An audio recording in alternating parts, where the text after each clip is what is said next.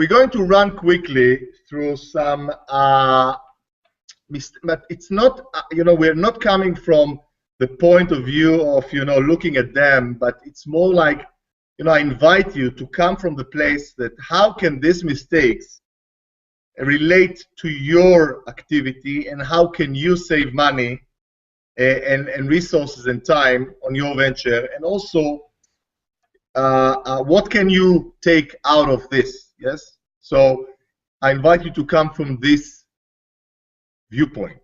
Okay, just to get into the atmosphere, some of the deals which are happening around us. Russian Yandex raised on Nasdaq. Yandex is the Google of Russia. They raised 1.1 billion on the Nasdaq. Microsoft, as we know, bought Skype for 8.5 billion. I don't know if you know, but Skype, I didn't know that Skype, Skype is Estonian originally. Estonia, if I'm not mistaken, is a very small country. I think about 1.6 million citizens, and they managed to create Skype. Google bought Waze, which is the Israeli GPS navigation system. And we have here also Angry Birds that raised 42 million from venture capitalists. I will say it again, because it's not that they sold the company. They didn't sell the company for this amount. They just raised money for investors.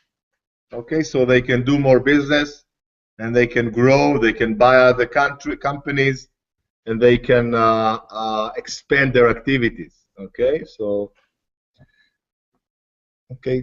some of the businesses now, it doesn't mean that this is easy, doesn't mean that this is where you should aim for, but it just to give us the context that there is a lot of money available around us for the right deals, and there is a very good potential for businesses still to grow and to be successful.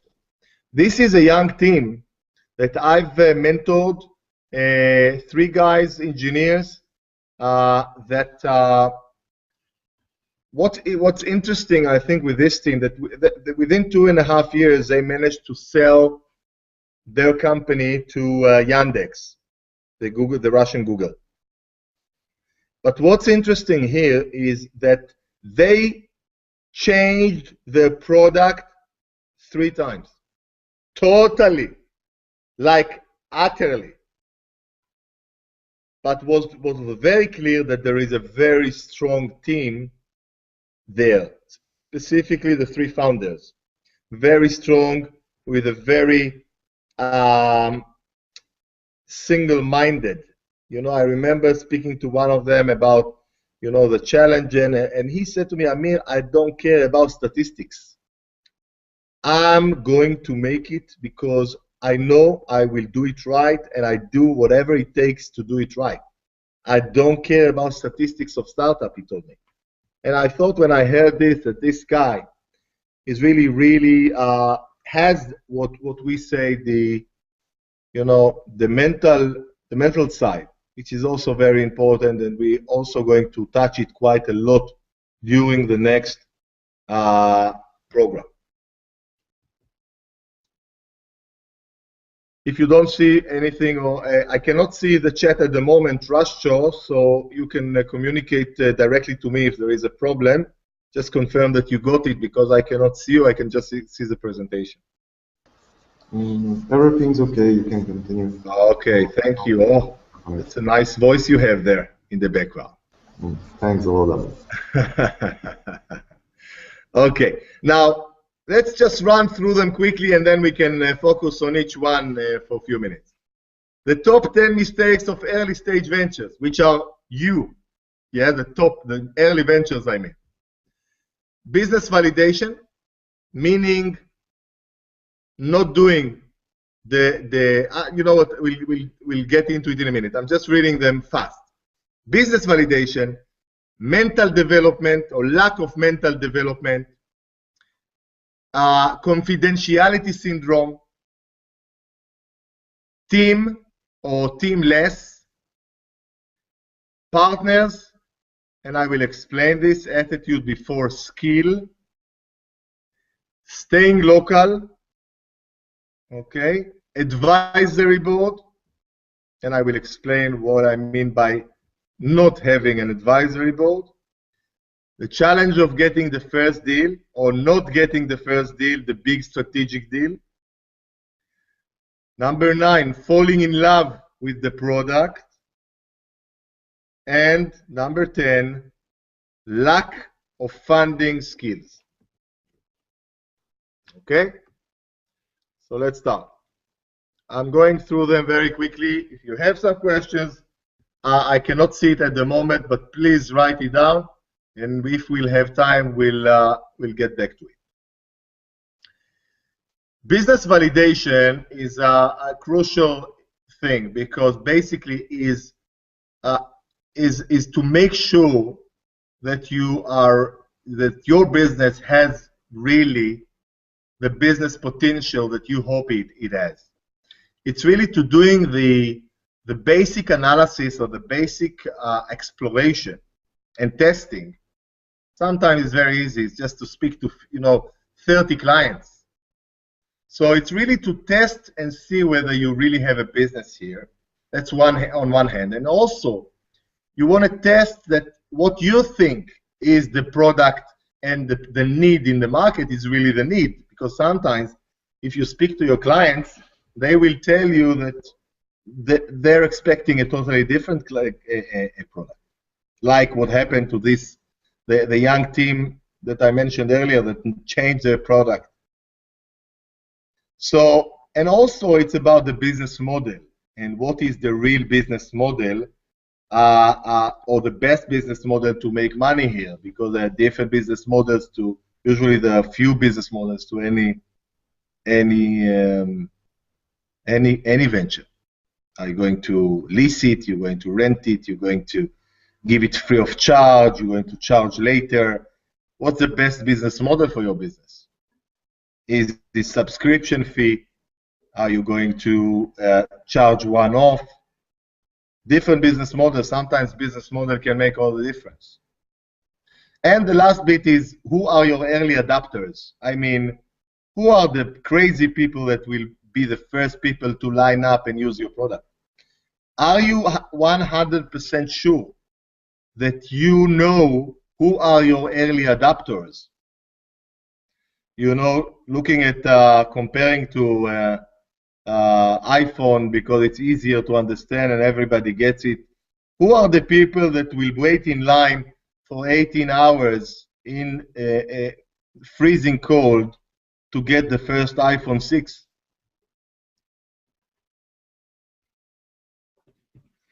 So I think it's a valid question to ask yourself, even if you already have clients, and even if you close your first deals, and I know that some of you have, is to ask yourself those questions. Okay, so this is business validation. We're moving on to mental development or lack of mental development. And I will invite you to consider that the journey that you decided to take is a marathon. Yeah, if I don't think there are, but if you think that this is something that you're, a walk in the park, going to go, sell few products, make an exit, you're wasting your time and perhaps other people's time and money as well. Going through this ordeal, and I know this because I'm doing this in the last 20 years, and I'm still setting up new startups. This is a marathon. And by the way, I'm getting tired of it because in my age, probably, maybe I should focus on what I'm doing here. But this is really a marathon. And to be successful in this marathon, like in any marathon, in any other marathon, there has to be a mental side to it, because there are going to be breakdowns, there are going to be breaking points, going to be heartaches, losses, crises. This is part of the game. And you know, people ask me whether, you know, can you prepare for this? And I think that the answer is yes. There is a lot of mental tools which we can adopt, develop, evolve into by taking the right courses, reading the right books, meeting the right people, getting the right coaching. You know, ego, there is a lot of ego around founders sometimes, which is blocking the way forward. This is all to do with mental preparation, mental development. So it's not that, you know, it's not something which is straightforward, but I thought it's important to mention it, because if you have decided to start this marathon, I invite you to also look on developing the mental side, and you can, you know, you can see it as a very big advantage, because within 3, 5, 10 years time, even if the startup will not become the next Facebook, you have gained your mental development. As the mentor Jim Rohn is saying, you can lose the money, but you cannot lose the skills.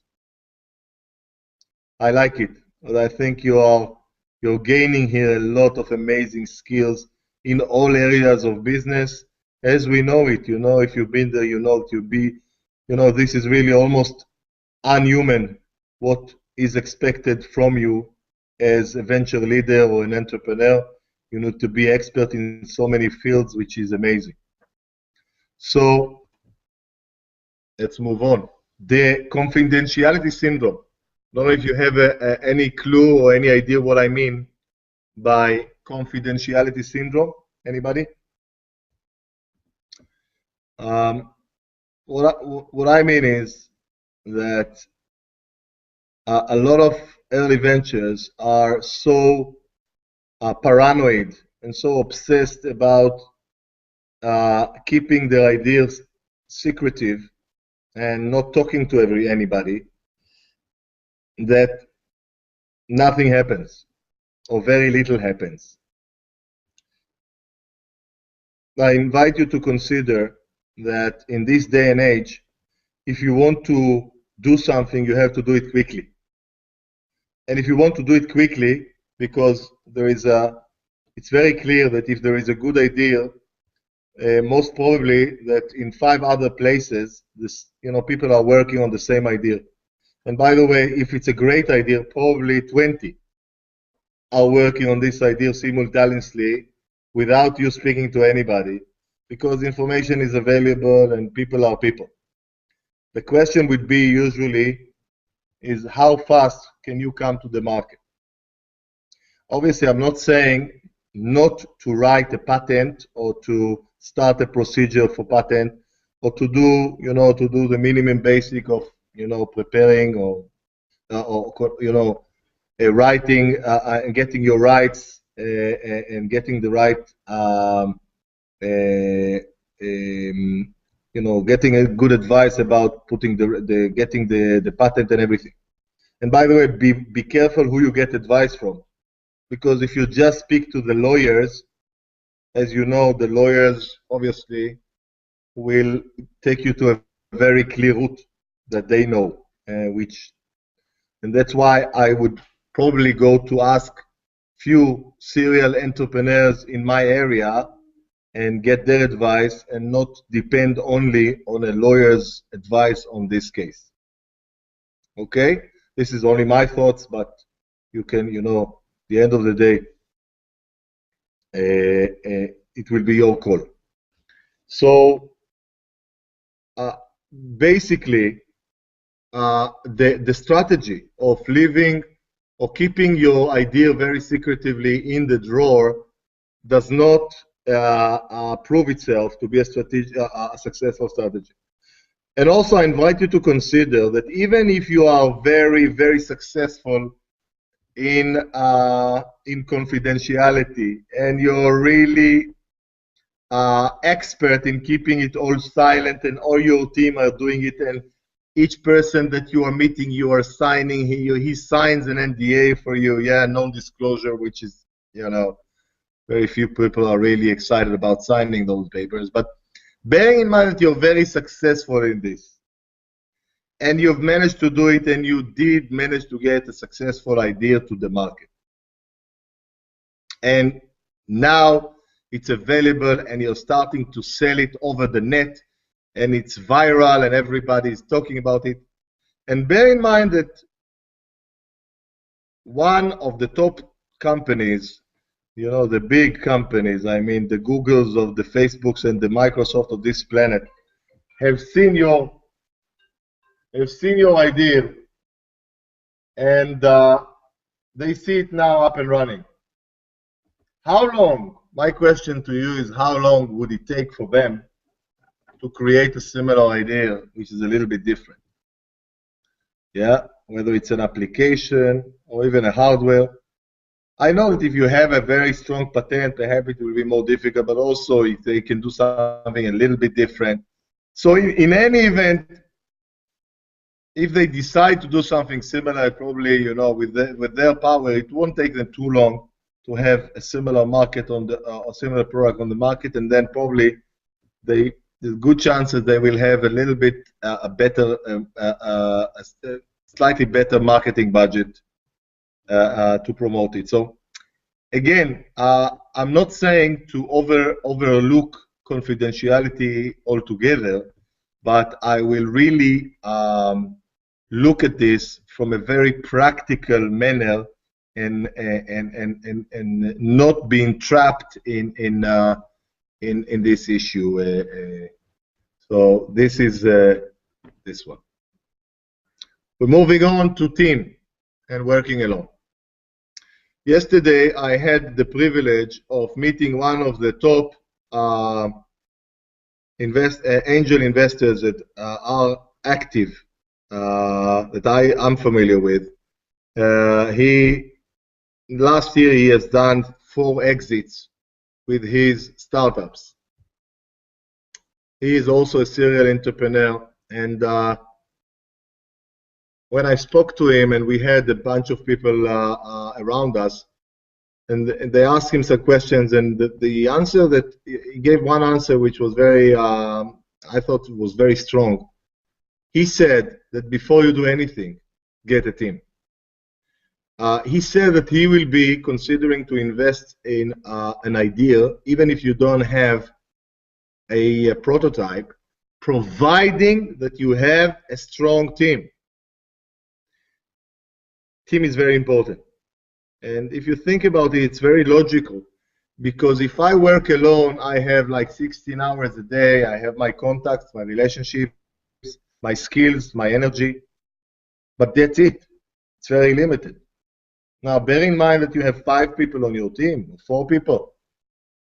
Each one is coming with his or her skills, experience, network, contacts, energy.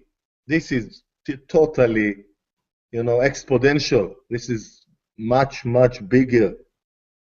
And especially now, when, as we said, time is of an essence, to have a very strong team is very important. And some of you already have a strong team, I know. But some of you perhaps are considering the idea of getting more people on board. And I think this is a very powerful point. And I don't know if you put it as a target, but if you are considering to take people on board, make it as your target for this program, for this quarter. Okay? Now also, managing a team and working in team is not easy. There is not a lot of people are really can say that they are experts in running teams, and I myself know that I'm still not such a big, you know, a team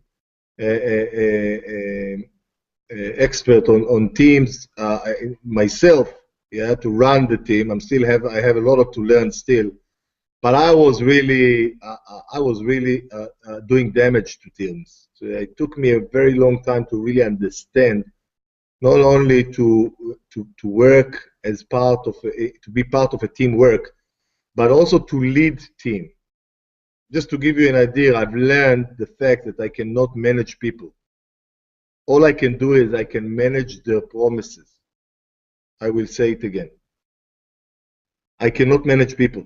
I can manage their promises, so I can ask them questions after they are, intrigued and inspired by the vision of the plan and the vision of the company. I can ask them what are their targets, and they should say it. I'm not putting the targets for them. And then I will ask them the second question: by when are you going to achieve it? And then all I will do is I will support them and manage their promises and see that they have all the resources they need to reach their targets. So this is just one thing I learned about teams, which for me was totally different. And I think this is something that if you are in the business of developing yourself, I invite you to look into this and become a better team worker and team leader.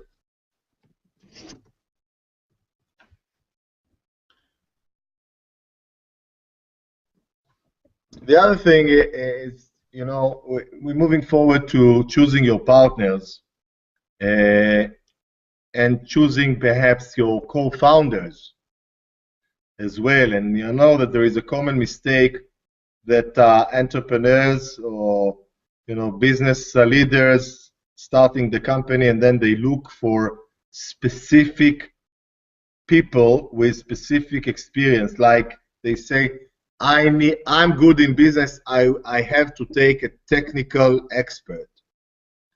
And they're looking for a good CV, which is okay. But sometimes you will find people that have the right CV, but they're not the right people for you.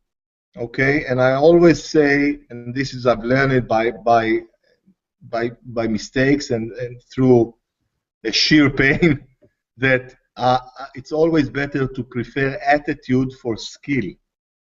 So I will always prefer to take guy who has very little skills, perhaps yet, not the right experience yet, but has an amazing attitude.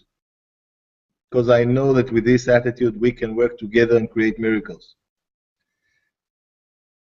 On the other side, to have the best person in terms of skills, great, spot on, but with worse attitude, or a very negative attitude, or attitude that doesn't work with me, or in this case with you, this is something that could be much more costly in the medium term, long term. Moving forward, staying local or not going global. One of the issues of early stage ventures is that they are very much thinking within their own swamp, their own pool. And if you are developing a product which is global and has the potential to go global, and you are looking to bring investors as well in some stage, I invite you to consider that thinking global will be something that you would like to think global from very early stage. And it also have impact on the people you're going to choose to your team, on the advisory board, which I'll touch in a minute, and on the first few deals that you will be looking for. I know that in one venture that we have on the program, which I spoke to yesterday, blog release. I know that from day one they decided to play global, and they're already activating and working in this orientation. and this is very, very important to set your venture. If it does, not always it has a global orientation, but to start thinking global from day one. Unless you live in the States or Russia or China, where you have a bigger market as it is, so then perhaps you can do with the local market. But if you are operating for a smallish country, this is what I mean. Falling in love with the product. I don't know if you're familiar with this movie, recent movie. Anybody? This is a movie that about a guy who's falling in love with his operating system. I can't blame him because the voice of the operating system was of Scarlett O'Hara. So sorry, Scarlett Johansson.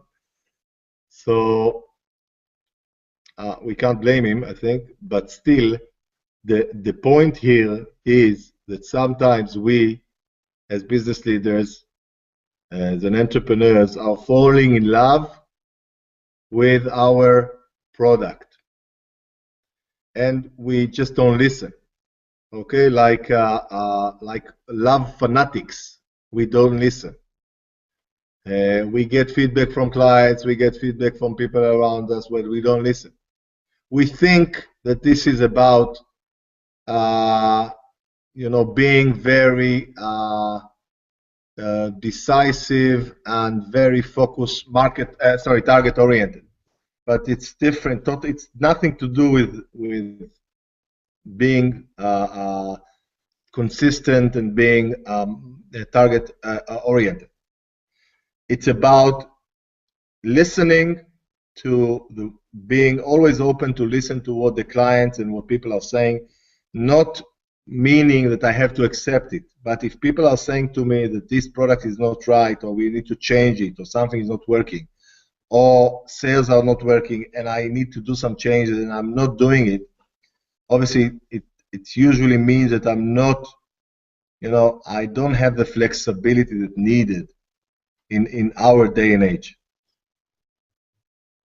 So it's something to look at, and then perhaps something to explore when you are putting together your product, your best products, you may have more than one product, is to really see and be open all the time to get feedback and to see how can you improve it, how can you make it better. Coming back to the team that I showed you in the beginning, the first few slides that sold the company to Yandex, they totally understood that they need to be 100% committed to create a successful venture, not 100% committed to the original idea that one of their founders came up in the morning with. Yeah, and coming back to ego, again, not always relevant, but I think sometimes it does. Okay. By the way, I got feedback that this picture is a bit not politically correct, so Rasto, please remind me to change the picture. But the overall idea is advisory board. The overall idea of advisory board is to, if we spoke earlier about teams and about the ability to expand your force dramatically, and let's say you have three, four people on your team already, try to imagine what will happen if you will have an advisory board, a group of senior advisors on your company board, that each one of them is coming with his products, his ideas, his services, his experience, his capabilities, and he can support you, maybe not, not on a full-time basis, but still open doors and so forth. When I mentor, I work with companies, the first thing that I advise them to do is to create an advisory board. can be people from the finance world. It can be, senior professors with the right connections. And the question that entrepreneurs or early stage ventures usually ask me is, how can I get those top people? Why would they join me? Why would this top guy will even consider joining this young venture? Good question. My invitation to you, and I can see it day in, day out, that if you do have the right balls, as they say, and you are really committed for success and you believe in your product, you can enroll very senior people to join your game. And you'll be surprised, a lot of people over the age of 40 are really willing to support early stage ventures, are really excited about giving back and giving back the knowledge that they gained. Perhaps in the future you can consider to give them some kind of, options or small proportion of shares if you choose to, but I don't think this is the reason why they would join you. So, question is, do you have an advisory board already? And if not, I invite you to consider that it could be some nice target to add to your list. Okay, getting the first deal. We are very close to completing the 10 top mistakes. The first deal means, some of us are very focused on getting business in and getting some money in, the money in and so forth, which is important. But from looking at this industry and the high-tech industry and startups and early stage ventures, there is a huge significance to have a big strategic deal on board. When I write here the first deal, I mean the first strategic deal. I should change it to strategic deal. This is basically this brand name that if you have it on board, it's a game changer, if you see what I mean.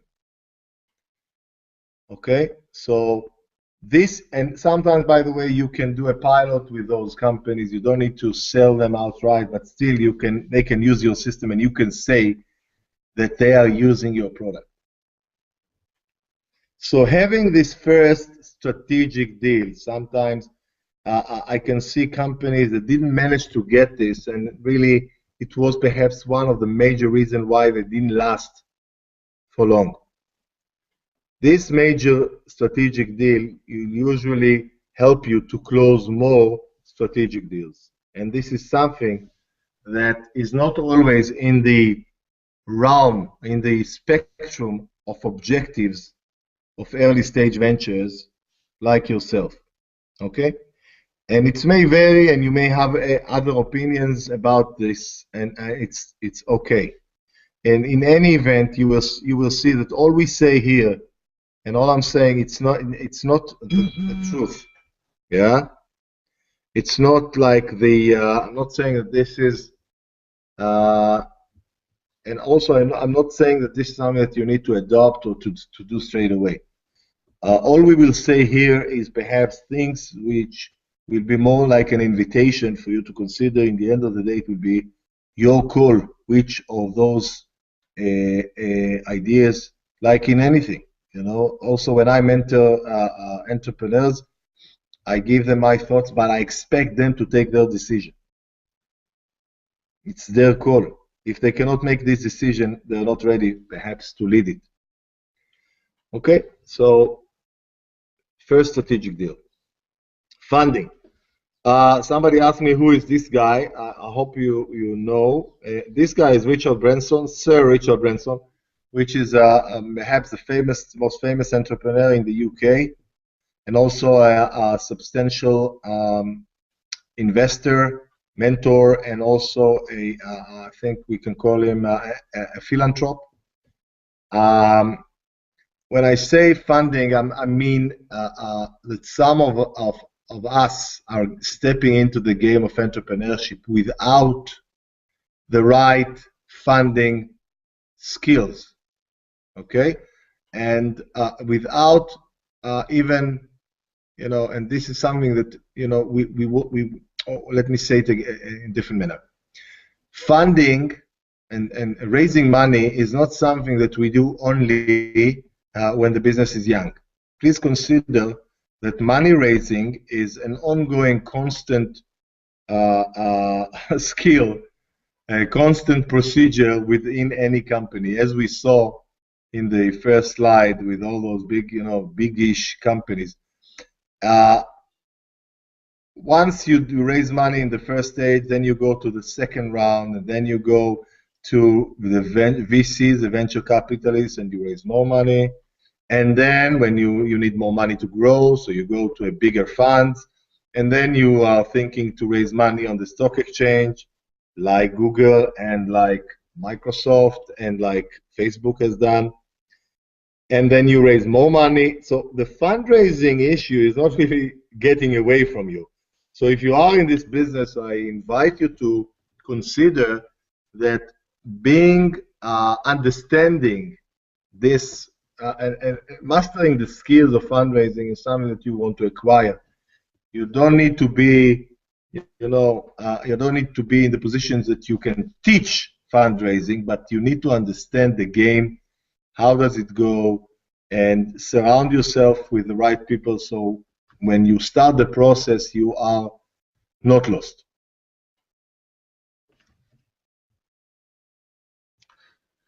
So